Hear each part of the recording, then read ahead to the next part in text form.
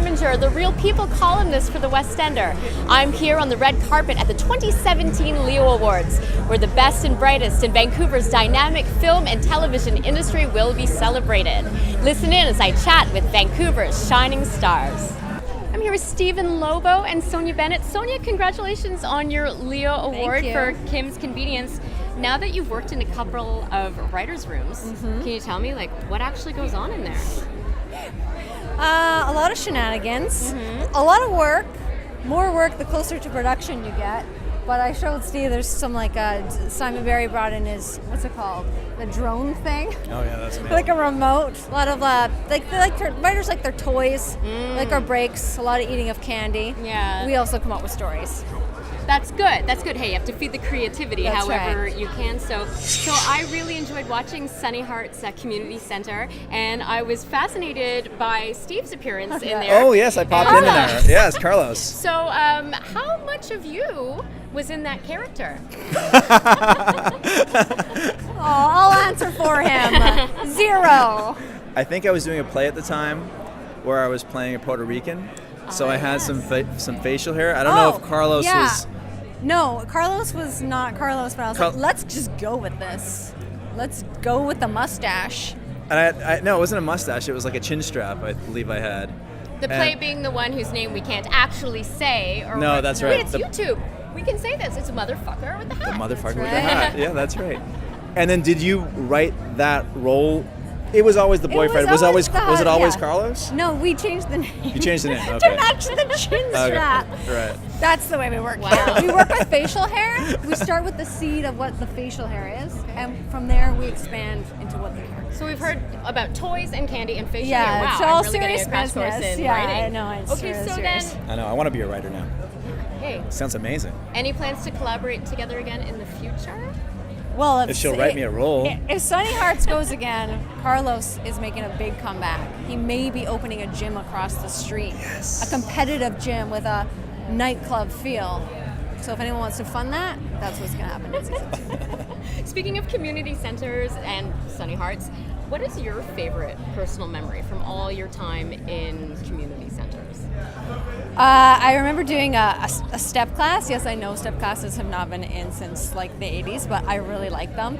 And they split the walls, the split spaces, and there was a Tai Chi class going on one side, and all these steppers with distorted community center crappy speakers, distorted 80s music, and there was a showdown between these steppers and the Tai Chiers with this I was like, this is like a microcosm for the whole city. And we had to make it work. Just compromise, found a way to turn down the music. My favorite moment this is my favorite Sonny moment in a step class. I went to pick her up. She was 9 months pregnant. And I went to pick her up ball change. doing a step class. It was like she had this big ginormous All right, easy now. and she's doing the whole thing. It makes it sound even more impressive. I love myself a good step ball change. Yeah. I know it's not hip. It was. I've seen you step ball change. Just now? Yeah. So fun fact, Stephen Lobo and I were in a production of my Grease God. together many years And ago. you played? Rizzo. And we you had played? Kinnicky. Yeah. So That's right. I know you can dance. So Peter Kelamis, tonight you are a nominee, as well as you're hosting this whole shindig.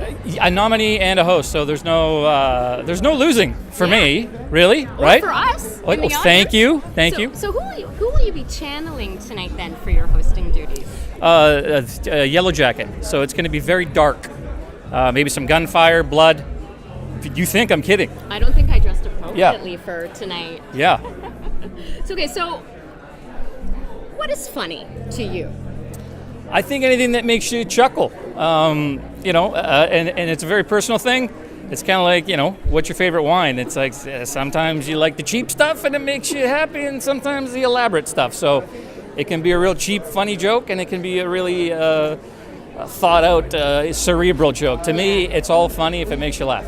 So So how has your sense of humor changed and your comedy changed, since you were a little Peter, practicing your comedy in the living room and getting ice cream out of your parents? I remember that story. Do you remember that story?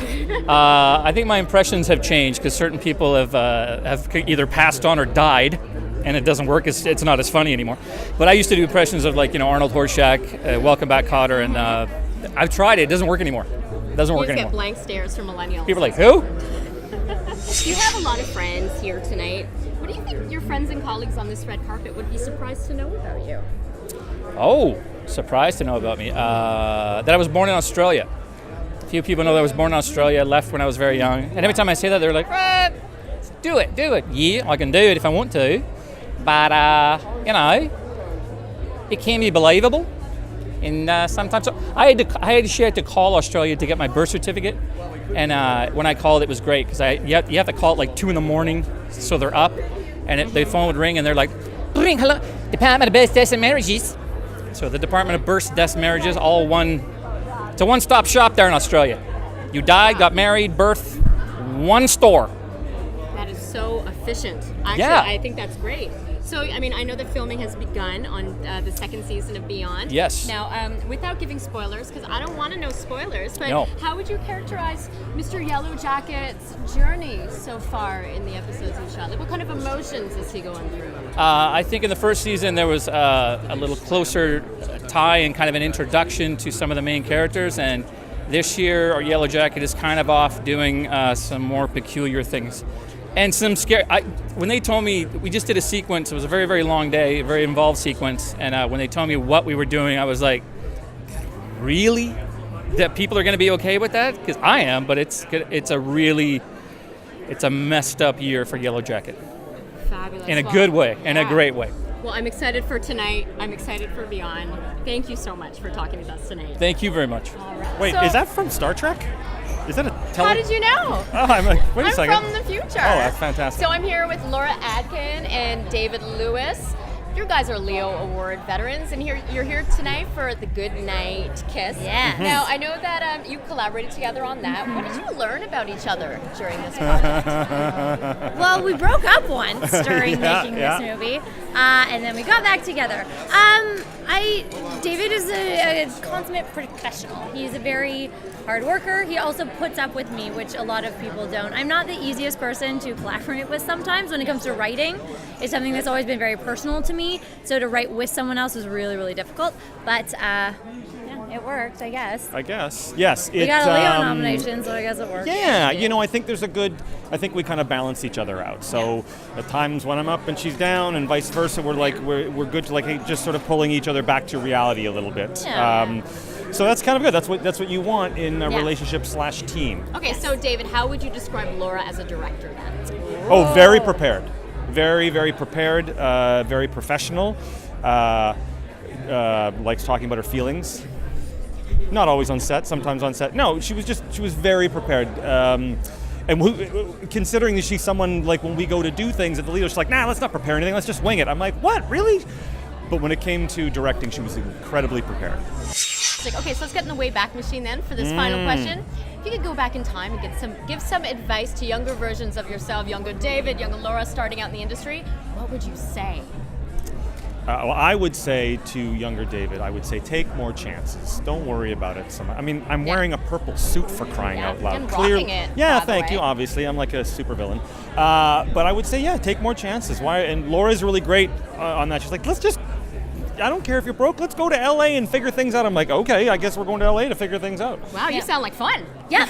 I would say probably don't take myself so seriously and listen to my gut. A lot of the times people told me, oh, you can't do this, or you can't do this, or you shouldn't do this. And it's when I was just like, who cares? And just do it anyway. So, yeah. Fantastic. Well, thank you so much for talking to me tonight. Thank you. And for lending me your equipment. Yeah, it looks great. You So look to speak. very professional. You're talking about the camera, right? Yes. Okay, good. We'll talk after. He's laughing. Okay, congratulations then, Michael Eklund. What is that?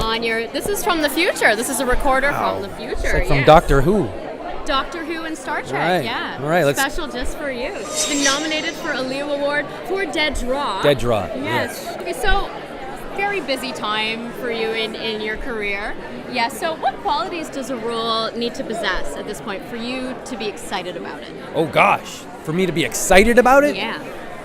Something I haven't done. It can even be similar, but it's just a different spin on it or a different take. Always something that has conflict and obstacles. What new ways have you been challenged in the last couple of years? Really, it's all about having fun. Yeah. You have to remind yourself that we are in the business of make-believe.